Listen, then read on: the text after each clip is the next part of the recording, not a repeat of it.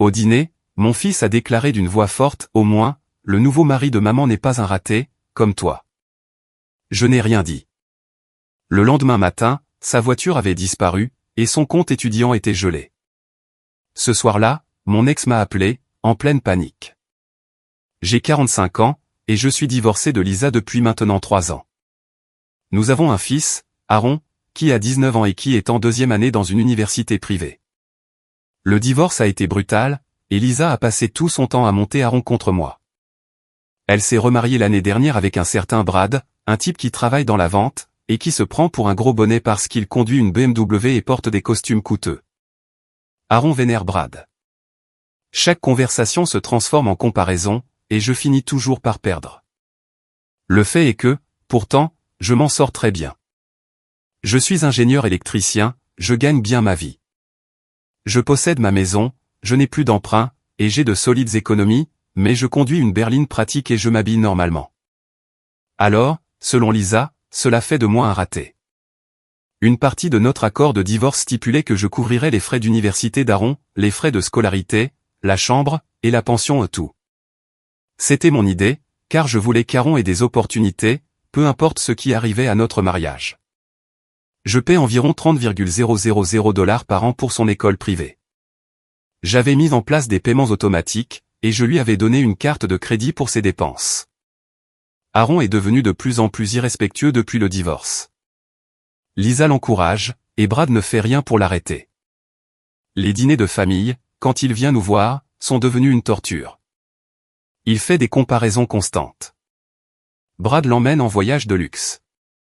Brad lui achète des vêtements de marque. Pendant ce temps, je ne suis que le gars qui paie pour son éducation, et qui lui offre un foyer ennuyeux, mais stable. L'histoire de la voiture est importante, ici. Aaron voulait une voiture pour l'université, et Lisa a exigé que j'en achète une.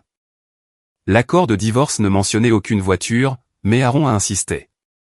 J'ai fini par lui acheter une Honda d'occasion correcte fiable, et appropriée pour un étudiant. Aaron était furieux. Il voulait quelque chose de clinquant, comme la BMW de Brad. J'ai expliqué qu'une voiture fiable était plus pratique, et qu'il devrait se montrer reconnaissant. Il l'a accepté, mais il se plaignait constamment. Le mois dernier, Aaron est venu pour sa visite habituelle du week-end. J'avais prévu un dîner dans un bon restaurant, en espérant que nous pourrions passer un moment de qualité, sans drame. Ça a bien commencé. Nous avons parlé de ses cours, et de ses projets pour l'été. Aaron semblait de bonne humeur. Cela a duré 30 minutes. Il a commencé à s'étendre sur des vacances que Lisa et Brad préparaient. C'était un voyage coûteux en Europe, pendant les vacances de printemps. J'ai commis l'erreur de demander si c'était Brad qui payait, ou si cela provenait du fonds d'études d'Aaron, celui que je finance. Aaron s'est mis sur la défensive. Il a dit que la façon dont Brad dépensait son argent ne me regardait pas. Il a ajouté que Brad était généreux, contrairement à certaines personnes. Puis, il a commencé à énumérer toutes les raisons pour lesquelles Brad était, soi-disant, meilleur que moi. Brad a plus de succès. Brad est plus amusant. Brad est plus compréhensif. Selon Aaron, Brad était tout ce qu'un père devrait être. La goutte d'eau qui a fait déborder le vase est arrivée quand Aaron a dit, assez fort pour que les autres clients l'entendent, au moins, le nouveau mari de maman n'est pas un raté, comme toi. Il avait cette expression arrogante, comme s'il était fier de m'avoir remis à ma place. Je suis resté assis un moment, à le regarder. Les autres gens dans le restaurant nous fixaient. Je me sentais humilié, et en colère, mais je ne voulais pas faire de scène. J'ai demandé l'addition, et nous sommes partis en silence. Le trajet du retour a été gênant. Aaron semblait réaliser qu'il avait franchi une ligne, mais il ne s'est pas excusé. Je l'ai déposé à son dortoir, et je lui ai dit que je le verrais dans 2 semaines. Il a juste haussé les épaules, et s'est éloigné. Cette nuit-là, je suis resté assis dans ma maison, à réfléchir à ce qu'il avait dit. J'avais encouragé son manque de respect en continuant à subvenir à ses besoins financiers, alors qu'il me traitait comme une moins que rien. Quelque chose devait changer. Le lendemain matin, j'ai passé des appels. D'abord, j'ai annulé la carte de crédit d'Aaron à la banque. Le conseiller m'a demandé s'il y avait une activité frauduleuse, et j'ai simplement dit que non, j'étais le titulaire du compte, et je voulais qu'il soit fermé. C'était réglé en 5 minutes. Ensuite, j'ai appelé l'intendant de l'université, et j'ai demandé un blocage sur son compte étudiant jusqu'à ce que je puisse examiner les frais personnellement.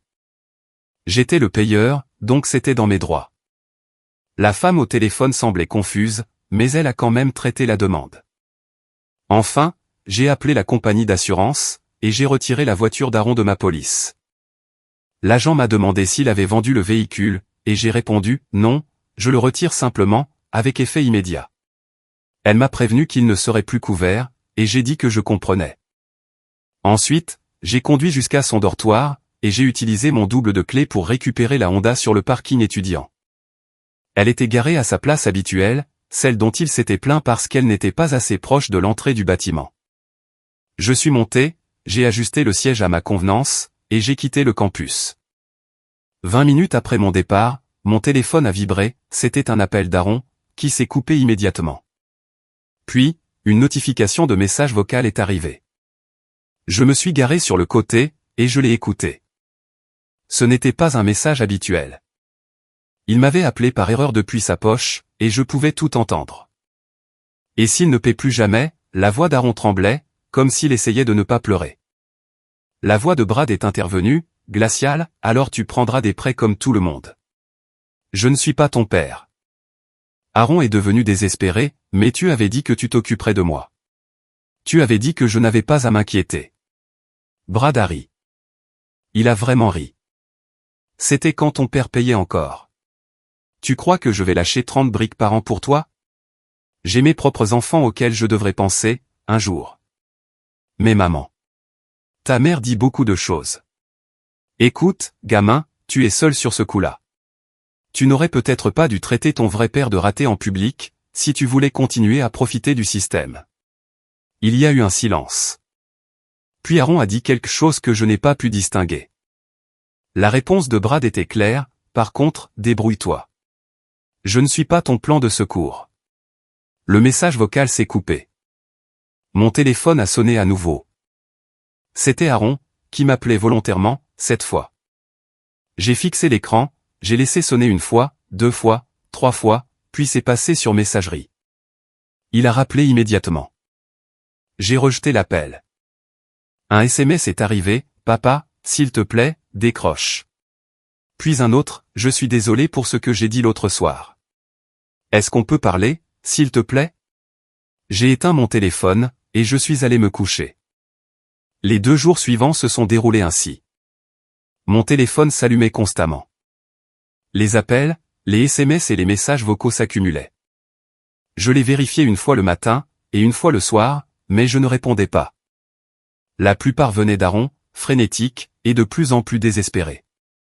Quelques-uns venaient de Lisa, commençant par la colère, et finissant par des menaces. Un SMS d'Aaron à 2 heures du matin disait « J'ai un examen demain, et aucun moyen d'y aller, s'il te plaît. » Un autre à midi « J'ai dû rater les cours. Je ne peux pas me payer un Uber tous les jours. » Les SMS de Lisa étaient différents « Tu es puéril. Réponds à ce foutu téléphone. C'est de la maltraitance. Tu le sais, n'est-ce pas? » Je n'ai répondu à aucun d'entre eux. Le 3e jour, en rentrant du travail, j'ai trouvé la Mercedes de Lisa garée dans mon allée, la noire que Brad lui a achetée l'année dernière, celle dont elle s'est empressée de parler sur les réseaux sociaux. Elle était assise sur les marches de mon perron, les bras croisés, portant des lunettes de soleil alors que le temps était couvert. Dès qu'elle m'a vu, elle s'est levée. « Nous devons parler », a-t-elle dit. « Non, pas du tout », ai-je répondu, en passant devant elle pour déverrouiller ma porte. Elle m'a suivi. « Tu ne peux pas couper les vivres à Aaron comme ça. C'est ton fils. »« C'est aussi ton fils », ai-je dit, en ouvrant la porte. « Tu aurais peut-être dû y réfléchir avant de passer 3 ans à lui apprendre à me manquer de respect. » J'ai essayé de fermer la porte, mais elle a glissé son pied. Elle portait des talons et des chaussures chères et j'ai eu peur 1 seconde qu'elle se blesse, mais elle ne semblait pas s'en soucier. C'est insensé. Tu punis un gosse pour un seul commentaire. Un seul commentaire? Je me suis tourné vers elle. Lisa, il me traite comme une ordure depuis des années. Tu le sais. Je le sais. Et tu n'as jamais rien fait pour l'arrêter. Ce n'est pas vrai. Si, c'est vrai. J'ai sorti mon téléphone, et j'ai lancé l'enregistrement. En fait, tu sais quoi? Parlons-en. Pourquoi n'as-tu jamais dit à Aaron de me respecter? Ses yeux se sont fixés sur le téléphone, puis sur mon visage. Tu es sérieusement en train d'enregistrer? Oui. Alors, vas-y, explique-moi pourquoi tu as laissé Aaron me traiter de la sorte. Elle avait l'air coincée, comme un cerf devant des phares de voiture. Pendant une seconde, elle est restée là, la bouche entr'ouverte. Puis, elle a soupiré, et ses épaules sont tombées. Écoute, c'était juste plus facile, d'accord? Brad et Aaron s'entendaient bien. Et si j'essayais de te défendre, cela créait des problèmes à la maison. J'essayais de maintenir la paix. Maintenir la paix avec Brad, ai-je dit. Pas avec moi. Pas en apprenant à Aaron comment être une personne décente. Juste avec Brad. Ce n'est pas juste. C'est tout à fait juste. Tu as choisi ton nouveau mari plutôt que le caractère de ton fils, et maintenant, tu es ici pour exiger que je continue à payer pour ça. Son visage est devenu rouge, et j'ai vu sa mâchoire se crisper. Tu ne peux pas faire ça. Il a besoin de cet argent pour ses études. Il a besoin d'apprendre le respect d'abord, ai-je répondu. Maintenant, quitte ma propriété. Elle m'a regardé comme si elle ne croyait pas ce qu'elle entendait. Sa main s'est posée sur sa hanche, ce geste qu'elle fait quand elle s'apprête à s'en prendre vraiment à quelqu'un. Mais elle s'est arrêtée. Tu as changé, a-t-elle dit calmement. Non, ai-je répondu. J'ai juste arrêté de te laisser me marcher dessus. Elle a retiré son pied, et j'ai fermé la porte. À travers la fenêtre, je l'ai regardée marcher vers sa voiture, monter dedans, et rester assise là pendant presque 5 minutes avant de démarrer. J'ai sauvegardé l'enregistrement à 3 endroits différents. Le lendemain, au travail, je déjeunais dans ma voiture quand quelqu'un a frappé à la vitre. J'ai levé les yeux, et c'était Aaron, debout sur le parking, avec des vêtements froissés et un sac à dos sur l'épaule. J'ai baissé la vitre à moitié. Comment m'as-tu trouvé ici? J'ai pris un Uber, a-t-il dit. Il avait une mine affreuse, pas rasée, les yeux rouges et gonflés, les cheveux en bataille. Papa, s'il te plaît. J'ai besoin de récupérer la voiture. J'ai besoin que mon compte soit débloqué. Je ne peux pas faire ça. Aaron, je suis au travail. Je sais, mais tu ne réponds pas à mes appels, et je ne savais pas quoi faire d'autre. Sa voix tremblait. S'il te plaît, je suis désolé. Je n'aurais pas dû dire ça. Je me suis comporté comme un abruti. Donne-moi juste une autre chance. Quelques-uns de mes collègues passaient par là, ralentissant pour regarder. J'ai reconnu Steve, de la comptabilité, et Jennifer, du bureau d'à côté. Génial. J'ai fouillé dans ma boîte à gants, et j'ai sorti les horaires de bus que j'avais imprimés le matin même. Je les avais cherchés la veille, j'avais trouvé les itinéraires qui reliaient son dortoir au campus, à l'épicerie, et à la bibliothèque. Je les lui ai tendus par la fenêtre. C'est quoi, ça, a demandé Aaron, en prenant les papiers. Les lignes de bus de ton dortoir vers le campus. Il y en a toutes les 20 minutes en semaine, et toutes les heures le week-end. Il a fixé les papiers, puis m'a regardé. Sa bouche s'ouvrait et se fermait. Tu es sérieux, là? Très sérieux. C'est à cela que ressemble une conséquence, Aaron. On ne traite pas son père de raté en public pour ensuite garder la voiture qu'il a achetée. J'ai dit que j'étais désolé. Et je t'ai entendu, mais un désolé n'efface pas 3 ans de manque de respect. Un désolé n'efface pas le fait que tu as choisi Brad plutôt que moi, à chaque fois. Désolé n'est qu'un mot que tu prononces parce que tu veux récupérer tes affaires. Ce n'est pas vrai. Si, c'est vrai, et tu le sais. Son visage s'est tordu, et j'ai cru qu'il allait s'effondrer sur place, mais au lieu de cela, il a hurlé, « Tu es en train de gâcher ma vie ». Sa voix a résonné dans tout le parking. Davantage de personnes se sont arrêtées pour regarder. Puis, il a jeté les horaires de bus sur ma voiture, et est parti furieux vers la rue. Je l'ai regardé s'en aller, les mains tremblantes sur le volant. Mon cœur battait la chamade, et j'avais la nausée, mais je ne l'ai pas rappelé. Mon patron est passé quelques minutes plus tard, alors que je sortais de la voiture Bill, un type sympa qui est dans la boîte depuis 20 ans. « Tout va bien, Dave ?» a-t-il demandé, en regardant dans la direction où Aaron était parti. « Oui, ai-je dit. » Juste des histoires de famille. Il a hoché la tête lentement. Si tu as besoin de prendre un peu de temps, préviens-moi. Ça va aller, merci. Mais je voyais bien qu'il avait tout vu. Probablement tout le monde. Ce soir-là, vers 23 heures, je regardais la télé quand une notification de mail a retenti. C'était un message d'Aaron. L'objet était « Je suis vraiment désolé ». J'ai failli le supprimer sans le lire. Honnêtement, mon doigt planait au-dessus de l'icône de la corbeille, mais quelque chose m'a poussé à l'ouvrir. C'était long. Très long. Au moins 1000 mots, peut-être plus. Il évoquait des souvenirs précis de son enfance, le camping à Yellowstone quand il avait 8 ans, et qu'on avait vu cet ours depuis la voiture, la fois où je lui avais appris à faire du vélo dans l'allée, qu'il était tombé dans le parterre de fleurs de maman, et qu'on avait ri tous les deux à ne plus pouvoir respirer. Il a mentionné comment je l'aidais pour ses projets de science, restant debout tard pour construire le volcan ou le modèle du système solaire. Il a dit qu'il avait été un idiot, que Brad avait eu une influence terrible, parlant toujours d'argent, de statut, et de la voiture que l'on conduit, comme si c'était cela qui donnait de la valeur à une personne. Il a dit qu'il s'était laissé emporter par ce style de vie et les voyages, les dîners chics, les vêtements chers et qu'il avait oublié ce qui comptait vraiment. Il a dit que Lisa le poussait à me voir comme quelqu'un de médiocre depuis des années, faisant des petites remarques sur mon travail, ma maison ou ma voiture, et qu'il avait simplement suivi le mouvement parce que c'était plus facile que de lui tenir tête. Il a dit qu'il comprenait maintenant que j'étais celui qui avait toujours été là, qui avait toujours tout payé, qui s'était toujours présenté à ses matchs de foot même ceux à 2 heures de route. Il a dit que je m'étais toujours soucié de ses notes, de son avenir et de son bonheur. Il a dit qu'il voulait qu'on se voie pour le petit déjeuner, pour prouver qu'il avait changé à face, sans téléphone, sans distraction, juste nous deux. Je l'ai lu 3 fois. Une partie de moi voulait y croire.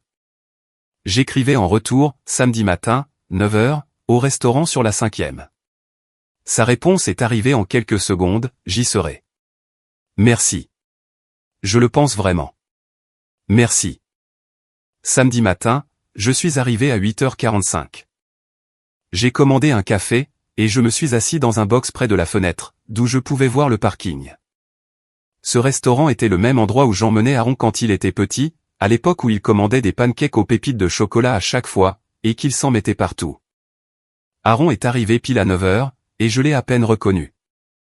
Il était bien habillé, une chemise boutonnée rentrée dans le pantalon, un jean propre et à sa taille, les cheveux coiffés, et il s'était rasé. Il a souri en me voyant, et cela semblait sincère. « Salut, papa » a-t-il dit, en s'installant en face de moi. « Salut. » La serveuse est venue, et nous avons commandé.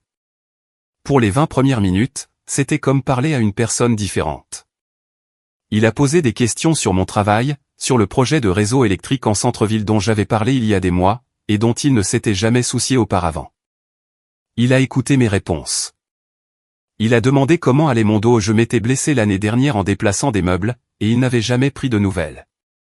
Il m'a parlé de ses cours, mais sans sa vantardise habituelle. Une conversation normale. Puis, il a posé sa fourchette, et m'a regardé droit dans les yeux. J'ai beaucoup réfléchi à ce que tu as dit sur le respect, et tu as raison. Je t'ai considéré comme un acquis. Oui, c'est vrai, ai-je dit. Je sais, et je suis désolé. Vraiment. Pas seulement parce que je veux récupérer la voiture, mais parce que je n'avais pas réalisé à quel point je te faisais du mal. Brad a été une influence toxique.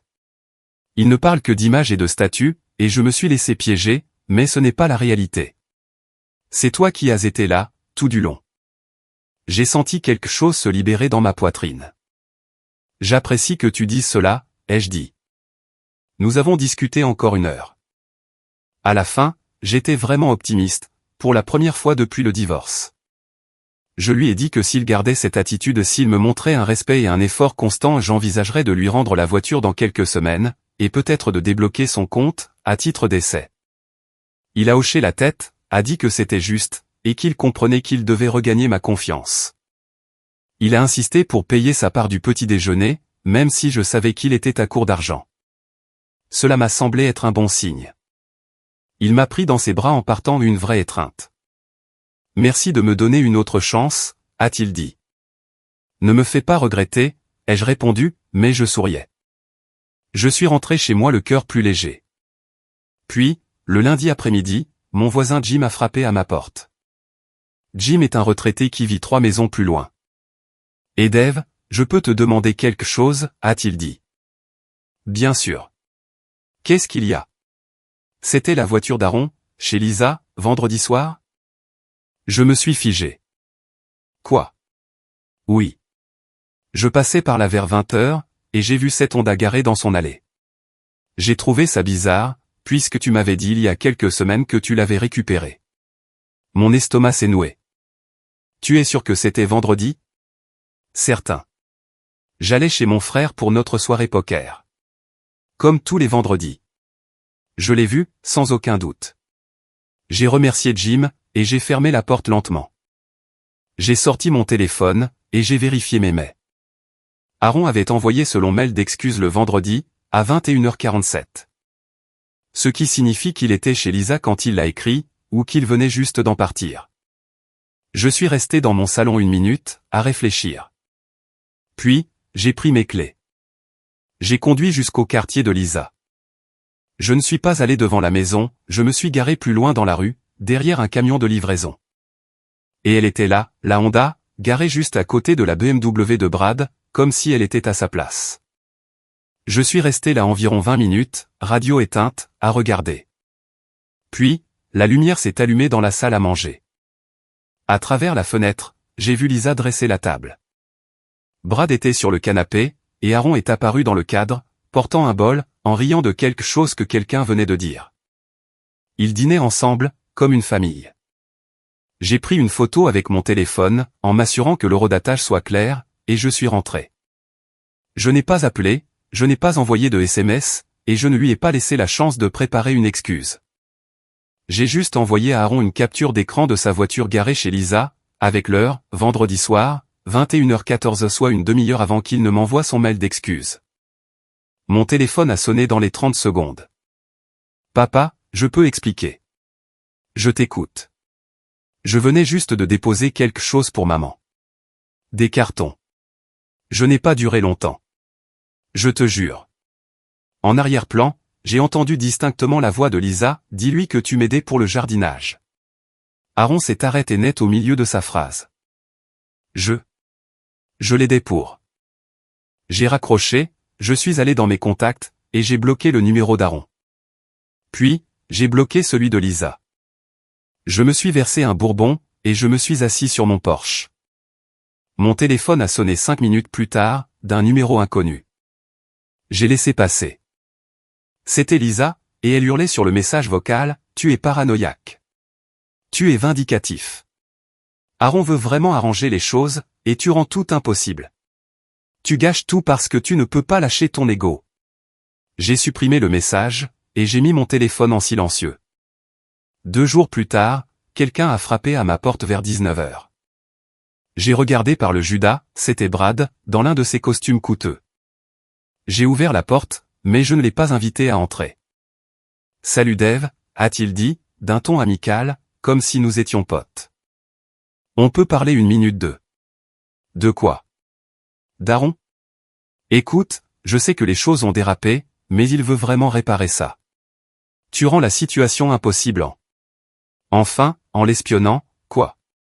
C'est ce que Lisa a dit sur mon répondeur, ai-je répliqué.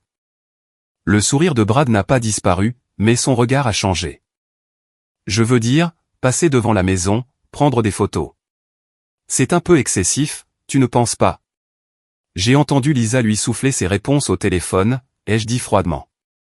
Quand il a appelé pour m'expliquer pourquoi sa voiture était chez vous, je l'ai entendu derrière lui dire, « Dis-lui que tu m'aidais pour le jardinage. » Exactement ces mots-là. Le sourire de Brad s'est un peu estompé. Alors, voilà ce que je me demande, ai-je continué. Est-ce que vous avez répété toute la mise en scène du petit déjeuner ensemble ? Le mail d'excuses ? Les vêtements propres ? Les sujets de conversation ? Est-ce que vous vous êtes assis tous les 3 pour planifier tout ça ? Il n'a pas répondu. C'est bien ce que je pensais, ai-je conclu.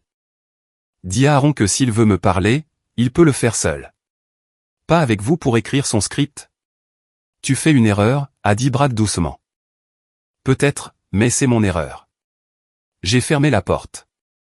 Le lendemain, Aaron a posté quelque chose sur les réseaux sociaux. C'est ma sœur qui m'a appelé pour m'avertir.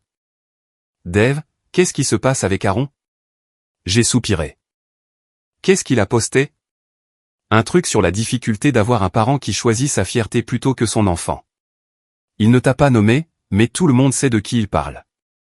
J'ai raccroché, et je suis allé voir.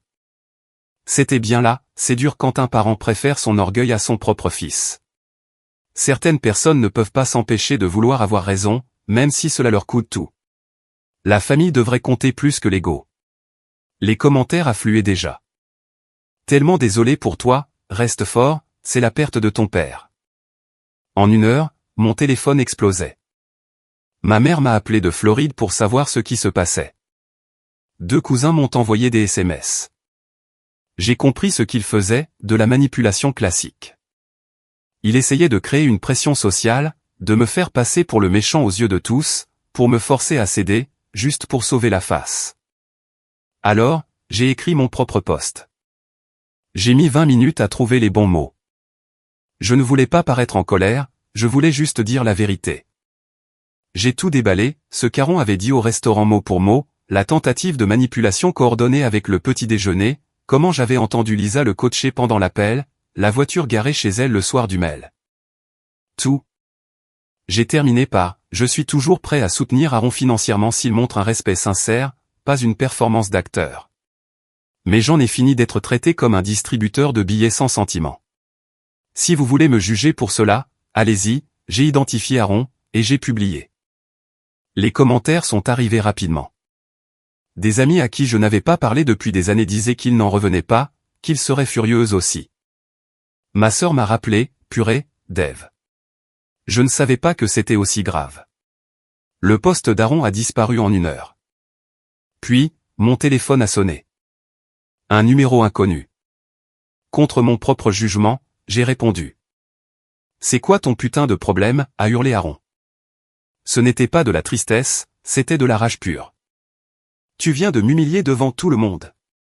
Mes amis, mes camarades de classe. Tout le monde a vu ça. Tu as essayé de m'humilier en premier, ai-je dit calmement. Je me défoulais. C'est ce que les gens font sur les réseaux sociaux. Toi, tu as mis mes propres paroles en ligne. Tu as parlé du petit déjeuner. Tu me fais passer pour un menteur et un manipulateur. Tu es un menteur et un manipulateur. Et maintenant, tout le monde m'en parle.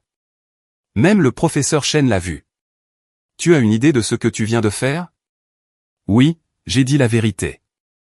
Tu as tout gâché. Tu as anéanti toute chance qu'on répare les choses. Non, ai-je dit. J'ai juste rendu l'affaire publique. C'est toi qui as essayé de me manipuler. J'ai juste répondu avec des faits. Il a raccroché. Le lendemain, Lisa a appelé depuis le téléphone de quelqu'un d'autre. Je t'emmène devant le médiateur, a-t-elle dit. Tu violes l'accord de divorce en coupant le soutien à Aaron. Non, je ne viole rien. J'ai déjà parlé à mon avocat. Il y a eu un silence. Quoi? Le soutien pour l'université était volontaire. C'était mon offre lors de la négociation, pas une obligation légale. Je peux me retirer à tout moment. Nouveau silence. Puis, sa voix s'est brisée. Tu vas vraiment faire ça? Détruire ta relation avec ton fils pour ton ego. Mon ego, j'ai ri. Lisa, tu as passé 3 ans à l'empoisonner contre moi, et maintenant tu es furieuse parce que j'arrête de payer. Ce n'est pas de l'ego. C'est du respect de soi. Il a besoin de cet argent pour l'école. Tu lui fais du mal pour m'atteindre. Je ne cherche à atteindre personne. Je pose une limite. Sa voix est devenue très basse. Brad a dit qu'Aaron coûtait trop cher. Je suis resté silencieux. Quoi? Brad a dit qu'il ne valait pas le mal de crâne, maintenant que les choses se compliquent. Les drames, les posts sur les réseaux sociaux. Brad ne veut plus gérer ça. Il retire son soutien financier, lui aussi. Il dit qu'il a assez à faire sans s'occuper du gosse d'un autre. Alors peut-être, ai-je dit lentement, que tu aurais dû élever un enfant qui sait traiter les gens avec respect. Ne t'avise pas d'eux. J'ai raccroché. Une semaine s'est écoulée sans aucun contact. Silence total. J'ai commencé à me sentir un peu coupable. Pas assez pour faire le premier pas, mais assez pour me demander si j'avais été trop dur. Puis, un vendredi soir tard, vers 23h, on a frappé à ma porte. C'était Aaron. Son visage était calme, neutre. Presque vide. Aaron. Je peux entrer, a-t-il demandé. Sa voix était différente, plate. J'ai hésité, puis je me suis écarté. Il s'est assis sur mon canapé, comme s'il avait toujours vécu ici. Il s'est adossé, a croisé une jambe, et a regardé autour de lui. Je voulais te dire que je gère la situation, a-t-il dit. Qu'est-ce que ça veut dire? Je contracte des prêts étudiants. J'ai été approuvé pour 20,000 $ pour l'année prochaine. J'ai aussi trouvé un boulot à la librairie du campus, 20 heures par semaine, et je vais donner des cours de soutien pour me faire un peu de cash. Je me débrouille. Il a dit ça comme s'il lisait une liste de courses. Pendant une seconde, j'ai ressenti une pointe de fierté.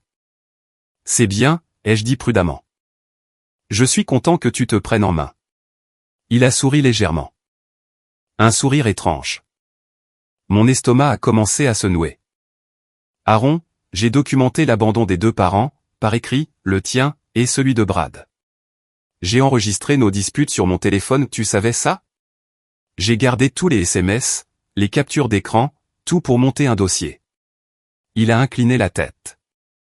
Il se trouve que quand tu peux prouver que tes 2 parents ont simultanément retiré leur soutien financier, tu es éligible à beaucoup plus d'aides, des bourses basées sur les besoins, des fonds d'urgence. Le bureau des aides financières a été très compatissant. Je l'ai fixé. Tu as manipulé le bureau des aides financières. Je leur ai donné les faits, a-t-il dit calmement. Ils ont pris leur décision sur la base des informations fournies. L'université m'a accordé un package d'aide significatif. Ça couvre presque tout, en fait. Alors, merci pour ça, j'imagine.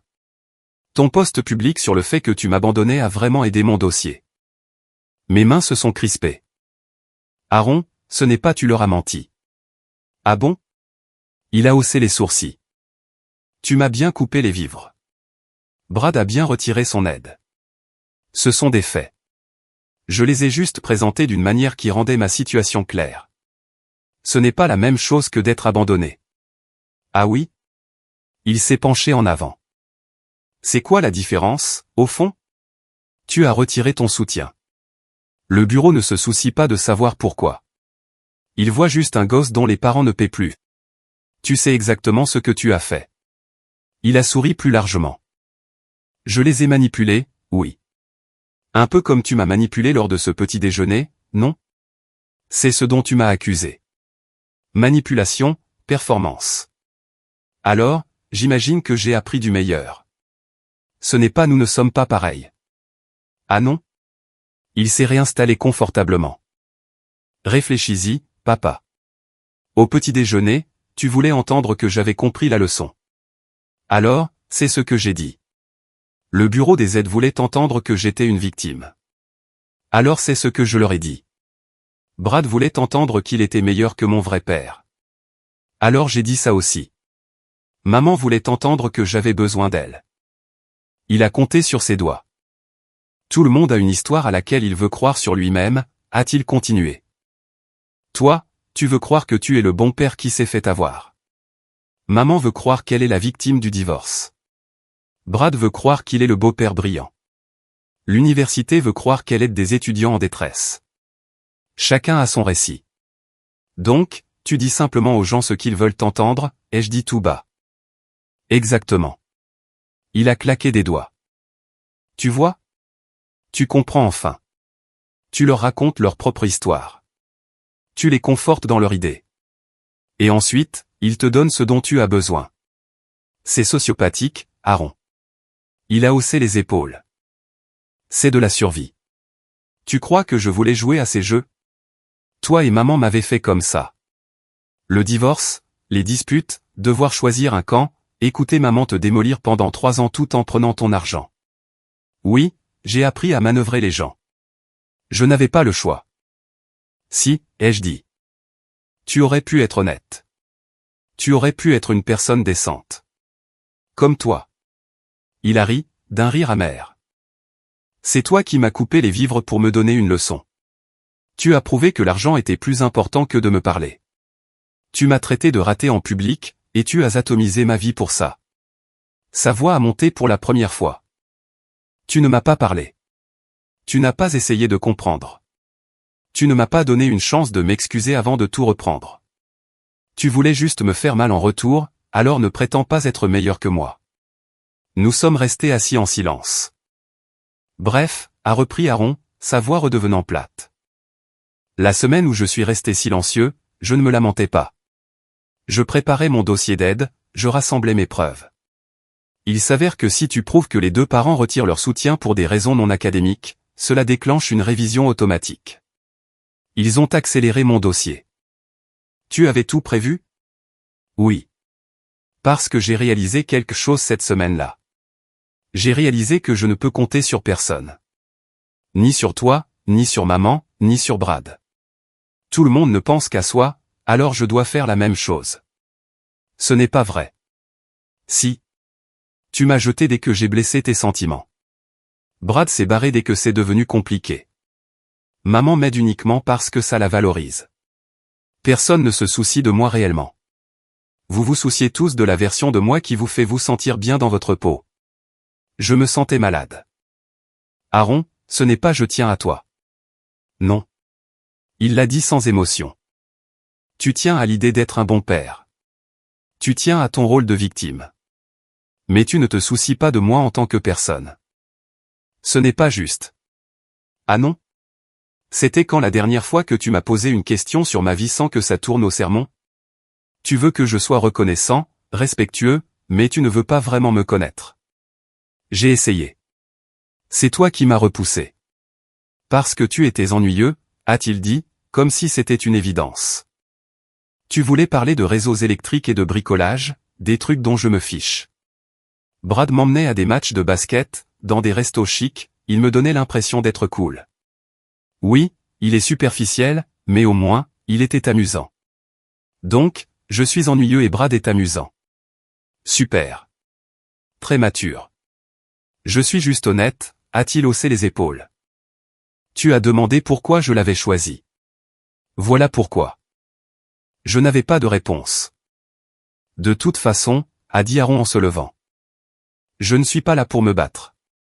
Je voulais juste te dire que tu n'as plus à t'inquiéter pour moi. Je gère. Je n'ai pas besoin de toi. Je n'ai pas besoin de Brad. Je n'ai pas besoin de maman. Je m'occupe de moi-même. Il s'est dirigé vers la porte, puis s'est arrêté. Oh, et pour info. Il m'a regardé droit dans les yeux. Ce que j'ai dit au restaurant, sur le fait que tu es un raté, c'était en fait la chose la plus honnête que je t'ai jamais dite. J'ai eu l'impression de recevoir un coup de poing dans le ventre. Je pense vraiment que tu es un raté, a-t-il continué. Tu as tout payé, tu m'as tout donné, et tu m'as laissé te traiter comme une merde. C'est pathétique. Mais tu sais quoi? Je suis un raté, moi aussi. Parce que je t'ai traité comme une merde tout en prenant ton argent. Je me suis servi de toi. Je me suis servi de Brad. Je me suis servi de maman. Et je me sers de l'université en ce moment même. Il a souri, et c'était le sourire le plus froid que j'ai jamais vu. On est tous des profiteurs, a-t-il dit. La différence, c'est que je suis le seul à être honnête là-dessus. Vous faites tous semblant d'être des gens bien, d'avoir des principes, mais au fond, vous jouez au même jeu que moi. Vous êtes juste moins doués. Il a ouvert la porte. Alors voilà, merci pour les leçons de vie, papa. Tu m'as appris la plus importante, tout le monde ne pense qu'à sa gueule. Autant l'admettre, et arrêter de faire semblant. Aaron. Oh, et pour la forme, a-t-il ajouté sur le seuil. Brad est pire que toi. Au moins, toi, tu croyais vraiment à ton rôle de parent, même si tu étais nul. Lui, il voulait juste se faire bien voir par maman. Donc, si ça peut te rassurer, tu es seulement la deuxième pire figure paternelle de ma vie. Il a souri, un vrai sourire, comme s'il venait de raconter une bonne blague, et il a disparu dans la nuit. Je suis resté là, dans mon salon, à fixer la porte qu'il venait de fermer, et j'ai réalisé que je ne reconnaissais absolument pas mon propre fils.